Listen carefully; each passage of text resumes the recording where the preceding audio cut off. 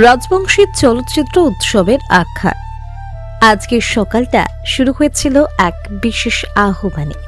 ঘুম ভাঙতেই ফোন এলো আমার প্রিয় দাদা বিন্দু বিকাশ বর্মনের। দাদার বাড়ি রায়গঞ্জ হলেও গন্তব্য ছিল দূর, প্রকৃতির কোলে শান্ত আলিপুরদুয়ার। সেখানে চলছিল এক গুরুত্বপূর্ণ আয়োজন, সপ্তম আন্তর্জাতিক রাজবংশী চলচ্চিত্র উৎসব। দাদার ফোন পেয়েই মনটা খুশিতে ভরে উঠল, কারণ জানতাম এই যাত্রা নিছক সফর নয়, এক নতুন অভিজ্ঞতার দুয়ার। আলিপুরদুয়ারের উদ্দেশ্যে রওনা হলাম আমরা দুজন। পথ চলতেই মনে হচ্ছিল যেন দুই পুরনো বন্ধু এক নতুন অভিযানে চলেছে।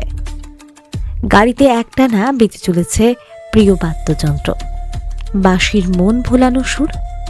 সেই বাঁশির সুরে যেন আমাদের পথযাত্রা আরো মধুময় হয়ে উঠল। আলাপ আলোচনা, পুরনো দিনের স্মৃতিচারণ আর ভবিষ্যতের পরিকল্পনা। এভাবেই কখন যে আলিপুরদুয়ারের পৌঁছে গেলাম টেরি পেলাম না।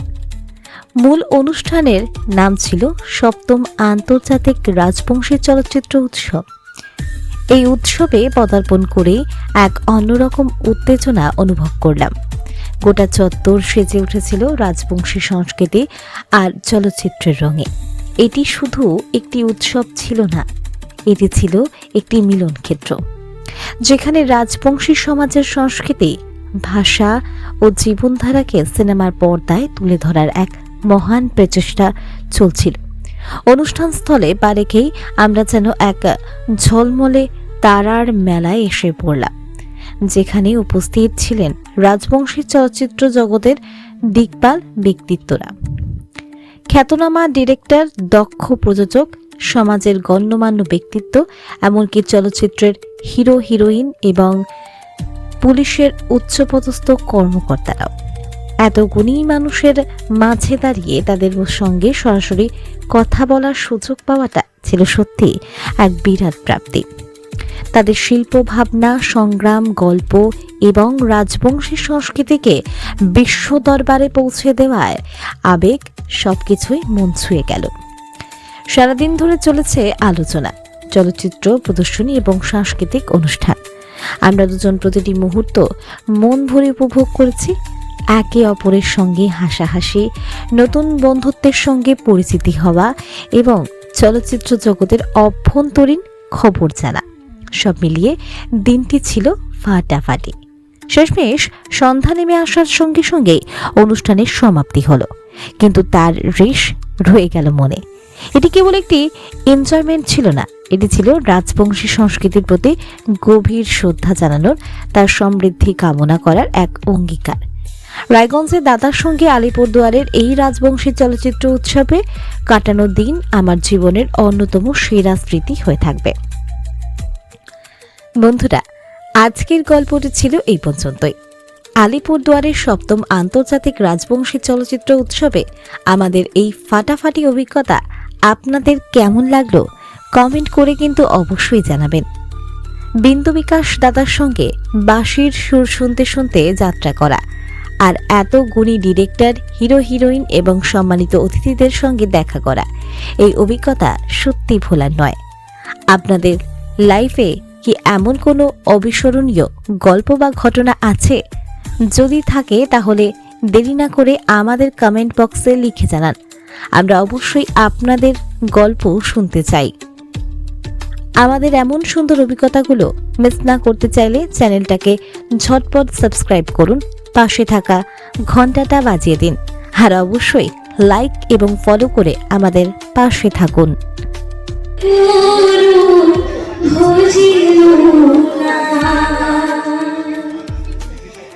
দেহার মূল্য নাই, পুরা দিলে হইবে ছাই। এই দেহার মূল্য নাই, পুরা দিলে হইবে ছাই। প্রাণ বায়ু ছাড়িয়া যাইবে, নদীর কূলে হইবে বাসরবতী নিমকারে। মন মন রহস্যনা, তুমি কি আর জানো না, সঙ্গীত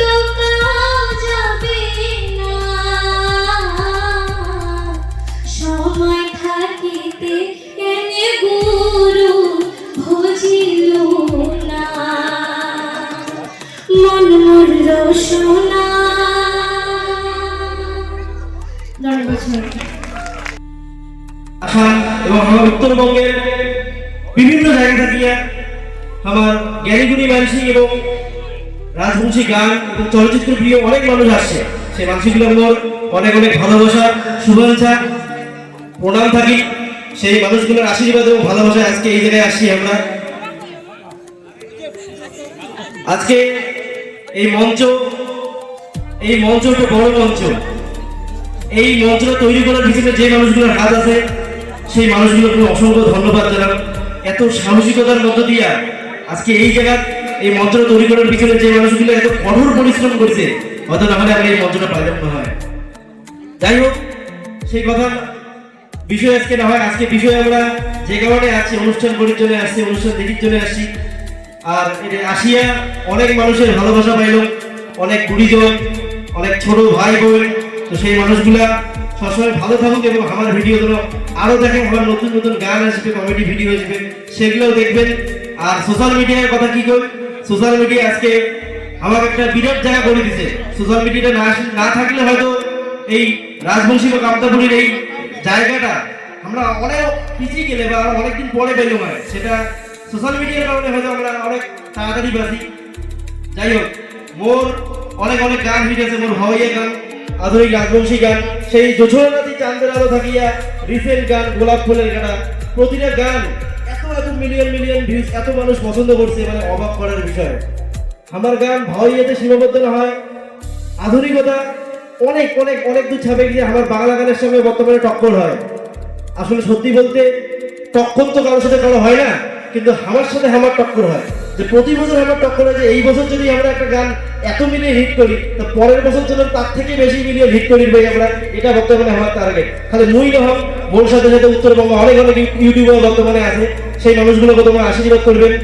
আর আমরা যেন ইউটিউব এবং সোশ্যাল মিডিয়ার মাধ্যমে আমার জাতির নাম রক্ষা করি ভাই। এবং সাথে আমার এটাকার যত ভাষার চলচ্চিত্র এবং গান হয়, যেমন বাংলা, সাদরি, নাগপুরি এবং আমার রাজবংশী কামতাপুরী ভাষায় প্রতিটা বিষয় যেন আমরা তুলে ধরি ভাই আমার নিজের মধ্য দিয়ে। এবং আমার মধ্যে তো বিভিন্ন জাতি ধর্ম বর্ণ নির্বিশেষে মানুষ থাকে এবং শিল্প এবং শিল্পিক তো বিভিন্ন ধরনের মানুষে ভালোবাসে। তো সেই মানুষগুলা সবসময় বাঁচি থাকুক, সেই মানুষগুলো আমাকে আশীর্বাদ করুক।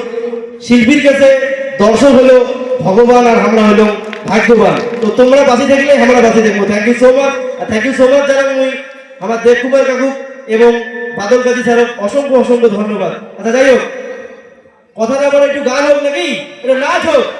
আচ্ছা